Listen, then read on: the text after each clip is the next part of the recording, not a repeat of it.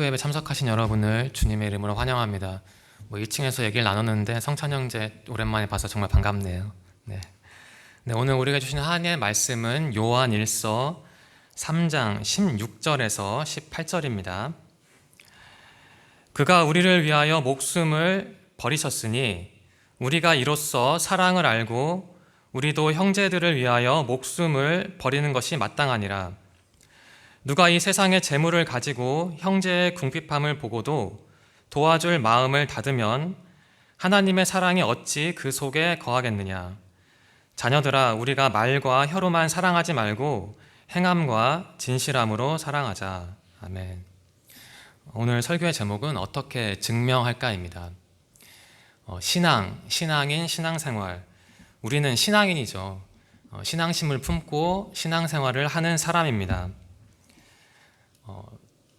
여러 번 정의를 했는데 한번 다시 정의해 볼까요? 신앙. 어떤 신학자는 신앙을 이렇게 정의를 하죠. 하나님을 신뢰하는 것이다. 또 어떤 신학자는 이렇게 말을 합니다. 단순히 하나님이 존재하는 것을 믿는 게 아니라 하나님의 품에 자신을 내어 던지는 게 바로 신앙이다. 이런 말을 합니다. 종합을 하면 신앙은 하나님을 그 누구보다 그 무엇보다 굳게 믿고 의지하는 태도죠. 그러면 한 가지 질문을 던질 수 있습니다. 어떻게 증명을 할 수 있을까요? 우리가 신앙이라는 것을 어떻게 증명하면 좋을까요? 다시 보겠습니다. 우리는 하나님을 신뢰하는 사람이죠. 어떻게 증명할 수 있습니까? 신뢰하는 것을. 우리는 하나님의 품에 안긴 사람이죠. 그럼 그것을 어떻게 증명할 수 있겠습니까? 그리고 우리는 그 누구보다 그 무엇보다 하나님을 의지하는 사람이죠. 그러면 그것을 어떻게 증명하면 좋을까요? 저는 몇 가지 방법을 한번 생각해 봤습니다. 첫 번째는 교회 혹은 예배입니다. 시간과 공간을 정해서 예배를 드림으로써 내가 신앙이라는 것을 증명할 수도 있겠죠. 물론 예배를 넓게 보면은 월요일부터 토요일까지 드리는 것도 예배인데 일단 좀 좁혀서 생각을 해보면은 정해진 시간과 공간을 지키는 것, 그 안에서 나와 같은 방향을 바라보는 사람들과 함께 예배를 드림으로써 내가 신앙이라는 것을 증명할 수도 있습니다. 다른 방법도 있죠. 네, 성경과 기도입니다. 만일 제가 기도를 잘 하지 않는다면, 청년부를 위해서, 그리고 만일 제가 설교자인데 성경을 잘 연구하지 않는다면 저는 온전한 신앙인이라고 평가받기는 어려울 것 같아요. 저에게만 해당되는 말은 아니죠. 기독교인 모두에게 해당되는 말입니다. 성경을 통해서, 그리고 기도를 통해서, 그리고 성경 말씀을 실천함으로써 우리는 우리가 신앙인이라는 것을 증명할 수가 있습니다. 다른 방법도 있죠. 이건 저에게 아마 국한되는 말인 것 같은데, 신학을 연구함으로써 저는 그 신앙을 증명할 수 있다는 것을 나름대로 깨달았습니다. 신학 서적을 읽고 설교 자료를 모으고 또 제 나름대로 발췌를 하고 종합을 하고 또 예화도 수집하면서 저는 제가 누구인지 증명을 하고 있죠. 네, 정리를 하면은 교회를 통해서, 그리고 성경과 기도를 통해서, 그리고 신학적인 연구를 통해서 우리는 우리가 신앙인이라는 것을 증명할 수 있습니다. 우리의 신앙을 증명할 수 있습니다. 그런데 곰곰이 생각을 해보니까 뭔가 좀 허전한 것 같아요. 빈 그림이 저는 느껴졌습니다. 저 빈 캔버스에 뭔가를 하나 더 채워 넣어야 할 것 같은데 어떻게 하면 좋을까 고민을 했습니다. 오늘 우리에게 주신 하나님의 말씀, 요한 1서의 말씀이 저 빈 캔버스를 채우는 하나의 주제이자 통로이자 도구가 될 것이라고 저는 생각합니다. 오른쪽 화면에 있는 그림은 벨기에 화가 루벤스가 그린 사도 요한입니다. 자세히 보시면 웹툰에 등장하는 주인공처럼 곱상하게 묘사를 했거든요. 오늘 설교와 관련 없는 말이지만 청년들이 혹시 시간적 여유가 되신다면은 여러 기독교 화가나 예술가들의 작품을 한번 보십시오. 그 사람들이 어떻게 성경 속의 인물들을 묘사하고 사건들을 묘사하는가 보면은 좀 성경을 입체적으로 이해할 수 있는 하나의 간접적인 방편이 될 것 같습니다. 어쨌든 오늘 우리는 사도 요한의 말을 통해 이 빈 캔버스를 채워보겠습니다. 네, 먼저 요한 1서 3장 16절 말씀인데요. 제가 다시 읽겠습니다. 그가 우리를 위하여 목숨을 버리셨으니 우리가 이로써 사랑을 알고 우리도 형제들을 위하여 목숨을 버리는 것이 마땅하니라. 여기서 그는 예수님을 의미합니다. 예수님의 사랑을 묘사하는 말씀이죠. 예수님의 사랑, 쉽게 말하면 아가페 사랑이죠. 조건을 따지지 않는 사랑, 상대의 외모를, 직업을, 집안을, 학력을, 통장 잔고를 보지 않는 무조건적인 사랑, 그 사랑을 3장 16절은 말하고 있습니다. 좀 구체적으로 살펴볼까요? 네, 먼저 3장 16절은 타인을 위한 자기 희생적인 예수 그리스도의 사랑을 말하고 있습니다. 우리를 위해서 돌아가셨잖아요. 예수님의 탄생, 사역, 가르침, 죽음 그리고 부활은 그 희생의 삶, 그 희생의 중요성을 묘사하고 있죠. 다른 하나는 이 말씀을 통해서 우리는 예수 그리스도의 삶이, 사역이, 가르침이, 죽음과 부활이 우리 신앙생활의 표본이 될 수 있다는 것을 또한 알 수 있습니다. 16절 후반부에 이런 기록이 있죠. 우리도 형제들을 위하여 목숨을 버리는 것이 마땅하니라. 여기서 이 말씀은 물리적으로 형제를 위해서 정말 목숨을 바쳐라 이렇게 해석되기보다는 예수 그리스도가 우리를 사랑한 그 실천적인 모습을 여러분도 삶 속에서 바지런히 부지런히 실천하십시오 이렇게 이해하는 게 맞습니다. 그것을 보여주는 게 그 뒤이어 나오는 17절과 18절이죠. 3장 17절입니다. 누가 이 세상의 재물을 가지고 형제의 궁핍함을 보고도 도와줄 마음을 닫으면 하나님의 사랑이 어찌 그 속에 거하겠느냐. 우리를 좀 불편하게 하는 말씀이기도 합니다. 구체적으로 살펴볼까요? 여기서 세상의 재물은 두 가지를 의미합니다. 하나는 생활 필수품, 그리고 다른 하나는 생계비, 그 돈을 의미하죠. 궁핍한 형제라는 표현이 있는데 여기서 궁핍한 형제는 단순히 교회 안에 있는 어려운 사람들일 뿐만 아니라 교회 밖에 있는 사람들, 달리 말하면 기독교인, 비기독교인 가리지 않고 모든 어려운 사람들을 의미합니다.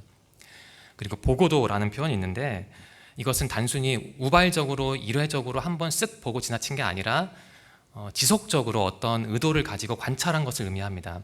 그리고 마지막으로 마음을 닫으면은 말 그대로 어떤 의지가 없는 거죠. 그러니까 도와줄 의지가 없는 상태. 이 말씀은 그것을 말하고 있죠. 여러분이 무엇을 가지고 있는데 분명히 그게 돈이든 어떤 물질이든 무엇을 가지고 있는데 그것을 가지고 정말 극단적으로 어려움에 처한 사람을 외면한다면, 전혀 돕지 않는다면 어찌 하나님의 사랑이 우리 안에 거하겠느냐, 그것을 말하는 겁니다.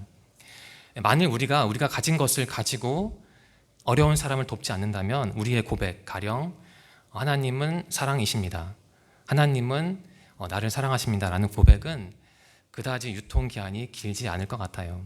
신앙생활은 그런 것이죠. 삶 속에서 매 순간 날카롭게 증명을 해야 하는 것이죠. 신명기 15장 11절 말씀입니다. 오늘 우리에게 주신 하나님의 말씀과 연관되는 말씀입니다. 땅에는 언제든지 가난한 자가 그치지 아니하겠으므로 내가 네게 명령하여 이르노니 너는 반드시 내 땅 안에 내 형제 중 곤란한 자와 궁핍한 자에게 내 손을 펼지니라. 수천 년 전에 작성된 글인데 오늘날의 상황과 많이 겹치는 것 같아요. 오늘날에도 우리 주위에 어려운 사람이 많잖아요. 근데 우리는 그 사람들을 어떻게 바라보는지 모르겠어요.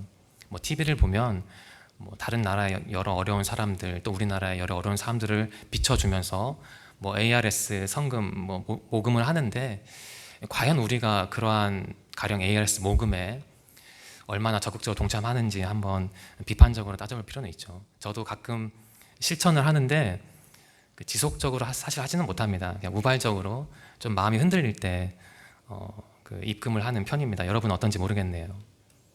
요한일서 3장 18절 말씀입니다. 자녀들아, 우리가 말과 혀로만 사랑하지 말고 행함과 진실함으로 하자. 중요한 거는, 가장 중요한 것은 사실 말이 아니죠. 과거에 저에게 이런 말을 한 사람들이 몇 분 있었습니다. 네가 어려울 때 내가 도와주겠다. 내 주위에 내 아는 사람은 언론사에도 있고 다른 기업에도 있는데 어려울 때 내가 그 사람들을 통해서 광수 너를 도와주겠다, 이렇게 말한 사람도 있었습니다. 그런데 물론 제 개인적인 얘기지만 제가 정말 어려울 때 도와주지 않더라고요. 제가 정말 어려울 때 저를 도와주려고 했던 사람은 정말 예상하지 못했던 사람이었습니다. 저 사람이 날 도와줄까? 이렇게 상상할 수 없었던 사람이었고 오히려 저를 비판했던 사람이었습니다. 그런 사람이 제가 정말 어려울 때 저를 도와주려고 했습니다. 참고로 저는 그분의 도움을 거절을 했는데요. 제가 말씀드리고 싶은 것은 누군가를 정말 도와줄 마음이 있는 사람은 평소에 그렇게 말을 내뱉지는 않는 것 같아요. 잘 관찰을 했다가 정말 어려울 때 그냥 도와주는 것 같아요. 그 행동을 하는 사람이죠. 차인표 씨와 신혜라 씨가 있지 않습니까? 그분들에겐 자녀가 있는데 제가 알기로 일남 2년대 두 딸은 입양을 했다고 합니다. 수년 전에 좀 오래됐는데요. 모 방송국에서 그 차인표 씨를 인터뷰했던 내용이 기억납니다. 아마 그 입양과 관련된 주제였던 것 같아요. 인터뷰 중에 차인표 씨가 이런 말을 했습니다. 제가 직접 인용한 건 아니고 모든 말을 다 기억할 수 없기 때문에 이런 말을 했습니다. 사랑은 말이 아니잖아요. 이런 말을 했거든요. 그런 말은 사실 식상한 표현이긴 합니다. 그런데 당시에는 그 표현이 제게 전혀 식상하게 들리지 않더라고요. 왜냐하면 그분이 그 사랑을 말이 아니라 행동으로 실천했기 때문에 자기 DNA가 없는 그 두 여자를 입양을 해서 키웠기 때문에 그래서 그분의 말이 제게는 정말 깊이 다가오더라고요. 누군가를 사랑한다는 거는 그냥 말로만 하는 게 사실 아니죠.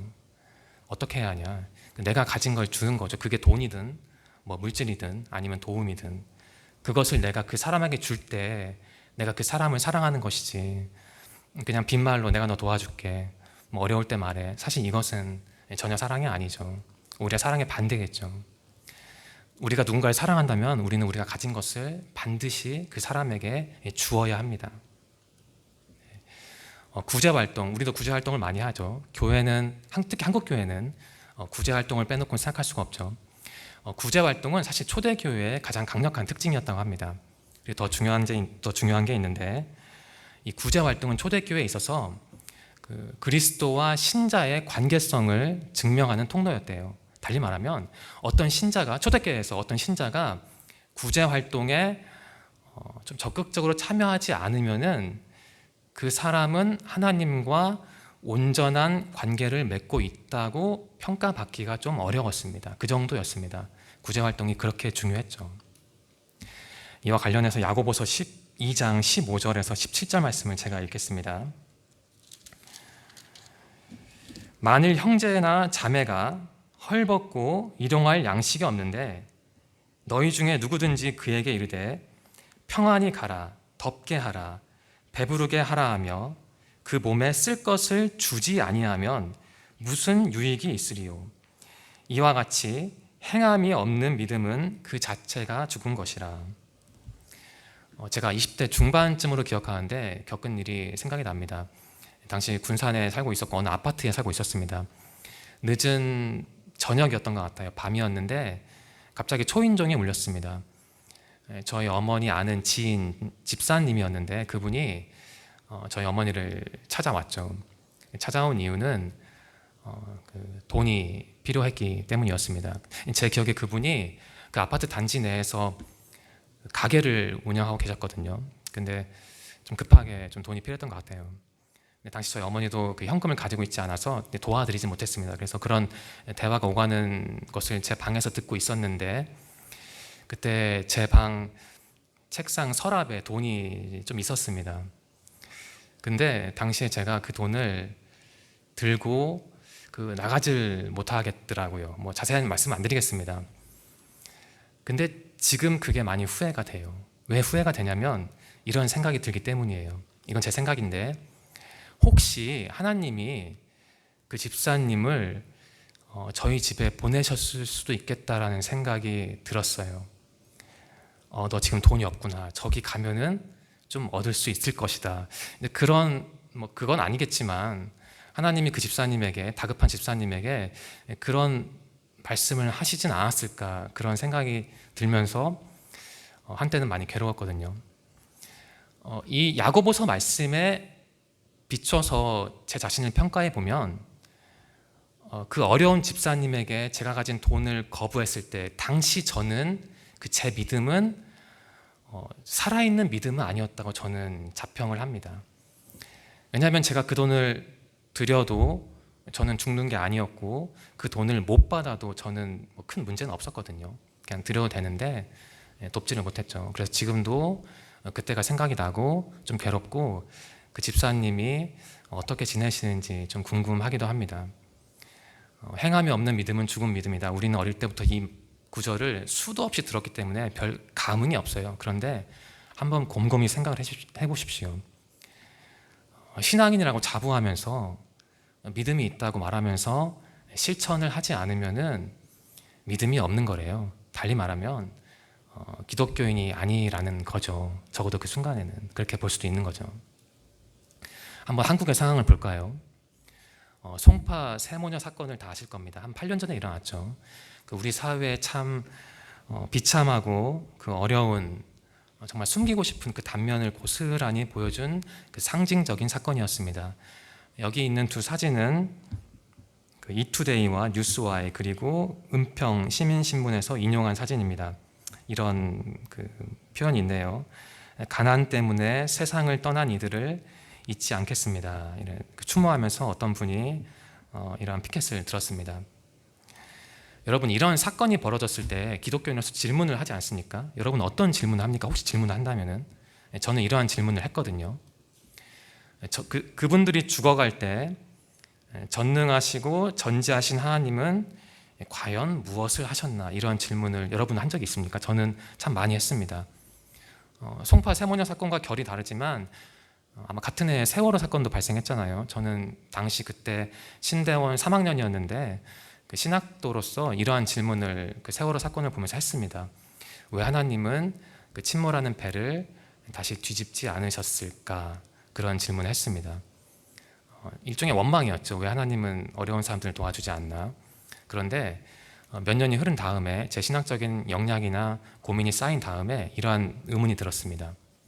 여러분, 이런 식의 질문이 과연 유효하다고 생각하십니까? 하나님 그때 뭐 하셨어요? 라는 질문이 정말 옳은 것 같아요, 여러분? 옳아요? 물론 옳죠. 근데 오늘 말씀에 비추어 볼 때 어떤 것 같아요? 오늘 말씀에 비추어 볼 때 유효하지 않은 것 같아요. 우리는 그 관점을 바꿀 필요가 있습니다. 많은 경우에 어려운 일이 발생했을 때, 비극적인 사건을 볼 때 흔한 표현으로 하늘을 보면서 하나님 왜 그러셨어요? 이런 말만 할 게 아닙니다. 렌즈를 바꿔야 합니다. 저는 이러한 제안을 하고 싶습니다. 그러한 사건이 발생했을 때 이러한 질문도 해야 합니다. 그들이 죽어갈 때 전지전능한 하나님을 믿는 우리는 무엇을 했나, 이러한 질문도 해야 합니다. 여러분은 세월호 사건 그 유가족들을 위해 어떤 일을 했습니까? 그리고 송파 새 모녀 사건으로 대변되는 그런 비극적인 일을 겪은 사람들을 위해 무엇을 했습니까? 이러한 질문을 우리 자신에게 던져야 하죠. 다시 질문을 하겠습니다.